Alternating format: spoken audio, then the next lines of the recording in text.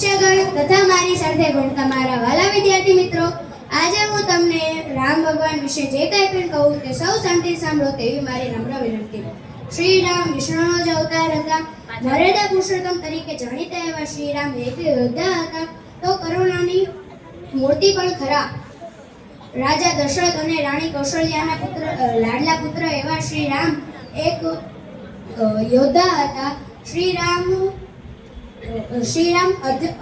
અસ્ત્ર શસ્ત્રોના ઘણા ઊંડા અભ્યાસો હતા. મહર્ષિ વિશ્વામિત્રએ તેમના અકલ્પ્ય એવા શસ્ત્રો પ્રદાન કર્યા હતા તો અગસ્ત્ય ઋષિએ તેમને ઘણી શક્તિઓ પ્રદાન કરી હતી. લક્ષ્મણ, ભરત અને શત્રુઘ્નના ભાઈ તરીકે તેમને નિભાવેલો ભ્રાતૃભાવ, રાજા દશરથના આજ્ઞાધીન પુત્ર તરીકે નિભાવેલી ભૂમિકા, સીતાના પતિ તરીકેની ભૂમિકા અને હનુમાનજીના સ્મરણીય તરીકેની ભૂમિકા, આ બધા પાત્રોમાં તેઓ શ્રી રામ સર્વજ્ઞ સાબિત થયા છે.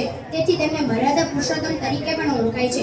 પિતાના કહેવાથી તેમણે રાજગાદી છોડીને 14 વર્ષ લાંબો વનવાસ ભોગવ્યો. તેઓ તેમના શત્રુ પ્રત્યે પણ કરુણા ભાવ દર્શાવતા હતા. જરૂર પડે ત્યારે તેઓ શત્રુને મારીને મોક્ષ આપવાની શક્તિ પણ ધરાવતા હતા. તેમણે તાડકા નામની રાક્ષસીને એક બાણથી તેમણે સંહાર કર્યો હતો અને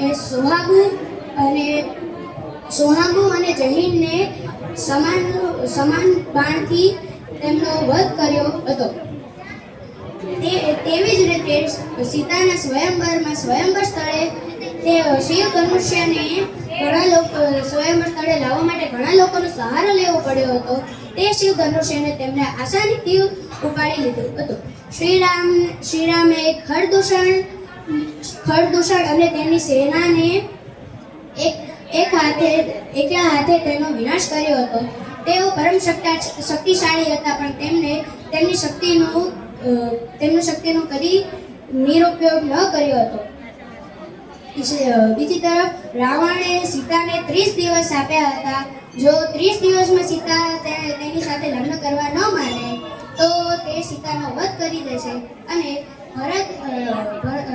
ભરતે રાજા રામને કીધું હતું કે તે 14 વર્ષના વનવાસ પછી પરત પાછો નહીં ફરે તો તે પોતાને અગ્રછેદ કરી દેશે.